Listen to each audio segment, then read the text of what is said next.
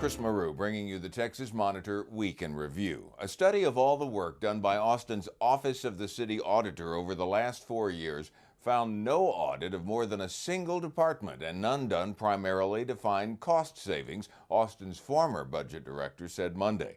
Frank Rodriguez said his review and his experience with how the city puts together an annual budget confirmed the need for the kind of independent efficiency audit that advocates are asking voters to support with Proposition K. Rodriguez served for 3 years as the city's budget director under Mayor Steve Adler, who has been vocal in his opposition to the proposition. Like Adler, Rodriguez describes himself as a progressive. The need for and value of an audit of all city departments, including the utilities, is not a matter of politics, he says, but of sound budgeting. The last 3 elected officials involved in a fraud and bribery scheme that drained more than $3 million from the general fund in Crystal City have been sentenced to federal prison.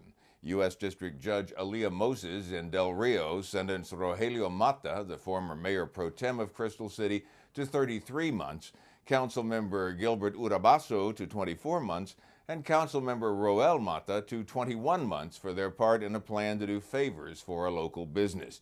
By the way, federal government prisons don't have parole, so those numbers are real. The community of 7,500 is located about 115 miles southwest of San Antonio. In July, the Texas Monitor reported the former mayor, Ricardo Lopez, was sentenced to 8 years in federal prison and ordered to pay $24,000 restitution for his role in the scheme. James Jonas III, the former city manager and fraud and bribery ringleader, as described, received a 35-year sentence and was ordered to repay more than $1 million, the Monitor reported in May.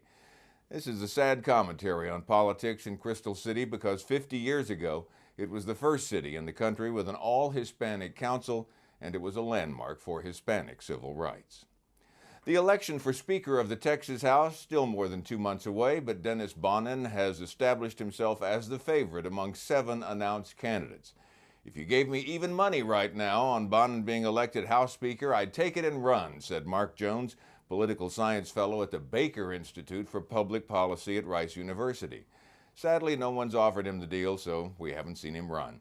Bonnen, 46, the Republican state representative from Angleton on the Gulf Coast, has the necessary conservative and leadership credentials to secure the votes within the Republican caucus to become the preferred and ultimately successful candidate for Speaker, Jones said.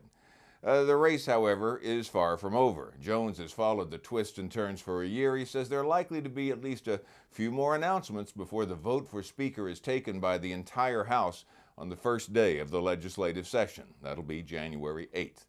The outcome of several House races on the November 6th ballot could reduce the Republicans' 95-55 majority and give Democrats a bit greater say in who leads the chamber. However, Jones and most other political experts in the state think that majority will not drop below 90.